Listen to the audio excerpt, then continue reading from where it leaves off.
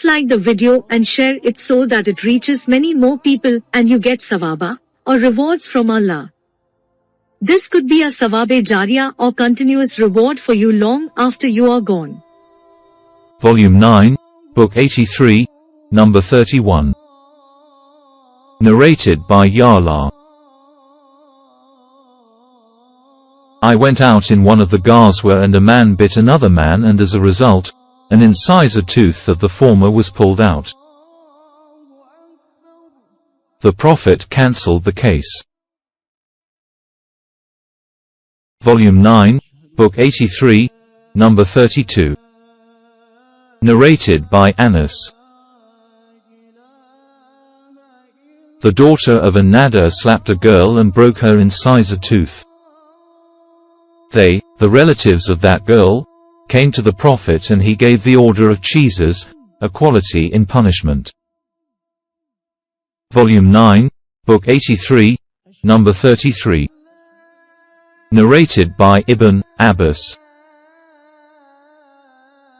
The Prophet said, "This and this are the same." He meant the little finger and the thumb. Volume 9, Book 83, Number 34. Narrated by Aisha. I heard the Prophet saying the same as above. Hadith 34. Volume 9, Book 83, Number 35. Narrated by Aisha. We poured medicine into the mouth of Allah's apostle during his illness, and he pointed out to us intending to say, "Don't pour medicine into my mouth." We thought that his refusal was out of the aversion a patient usually has for medicine. When he improved and felt a bit better, he said to us, "Didn't I forbid you to pour medicine into my mouth?" We said, "We thought you did so because of the aversion one usually have for medicine." Allah's apostle said, "There is none of you but will be forced to drink medicine, and I will watch you, except Al-Abbas, for he did not witness this act of yours." Volume 9, Book 83, Number 36. Narrated by Sa'al bin Abi Hathma. A man from the Ansar, that a number of people from his tribe went to Khaybar and dispersed, and then they found one of them murdered. They said to the people with whom the corpse had been found, "You have killed our companion." Those people said, "Neither have we killed him, nor do we know his killer." The bereaved group went to the Prophet and said, "O Allah's apostle, we went to Khaybar and found one of us murdered." The Prophet said, "Let the older among you come forward and speak." Then the Prophet said to them, "Bring your proof against the killer." They said, "We have no proof."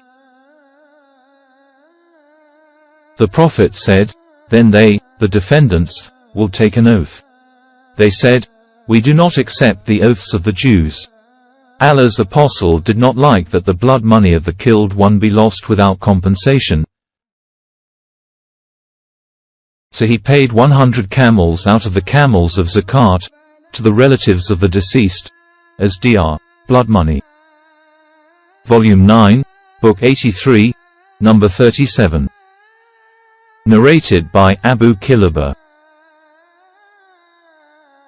Once, Umar bin Abdul Aziz sat on his throne in the courtyard of his house so that the people might gather before him.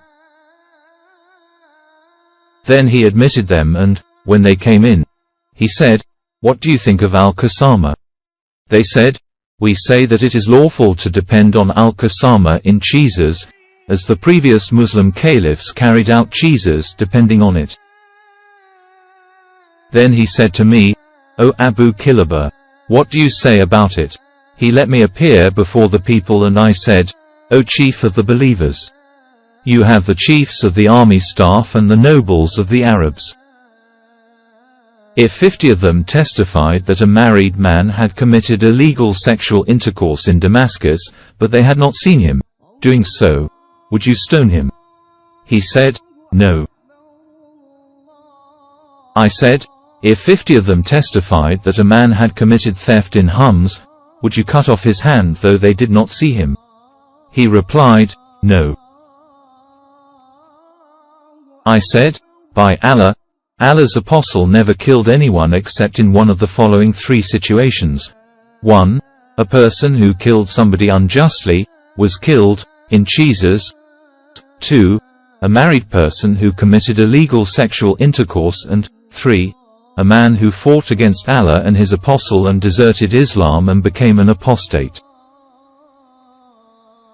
Then the people said, "Didn't Anas bin Malik narrate that Allah's apostle cut off the hands of the thieves, branded their eyes and then threw them in the sun?" I said, "I shall tell you the narration of Anas." Anas said, 8 persons from the tribe of Ukl came to Allah's apostle and gave the pledge of allegiance for Islam, became Muslim. The climate of the place, Medina, did not suit them, so they became sick and complained about that to Allah's apostle. He said to them, "Won't you go out with the shepherd of our camels and drink of the camel's milk and urine, as medicine?" They said, "Yes." So they went out and drank the camel's milk and urine, and after they became healthy, they killed the shepherd of Allah's apostle and took away all the camels. This news reached Allah's apostle, so he sent men to follow their traces, and they were captured and brought to the Prophet. He then ordered to cut their hands and feet, and their eyes were branded with heated pieces of iron, and then he threw them in the sun till they died. I said, "What can be worse than what those people did? They deserted Islam, committed murder and theft." Then, Anbasa bin Said said, "By Allah, I never heard a narration like this of today." I said, "Oh, Anbasa, you deny my narration?" Anbasa said, "No, but you have related the narration in the way it should be related. By Allah, these people are in welfare as long as this Sheikh, Abu Kilaba, is among them." I added, "Indeed, in this event there has been a tradition set by Allah's apostle." The narrator added, "Some Ansari people came to the Prophet and discussed some matters with him. A man from amongst them went out and was murdered. Those people went out after him, and behold, their companion was swimming in blood. They returned to Allah's apostle and said to him, 'O Allah's apostle, we have found our companion who had talked with us and gone out before us, swimming in blood, killed.' Allah's apostle went out and asked them, 'Whom do you suspect, or whom do you think has killed him?' They said, 'We think that the Jews have killed him.' The Prophet sent for the Jews and asked them, 'Did you kill this person?'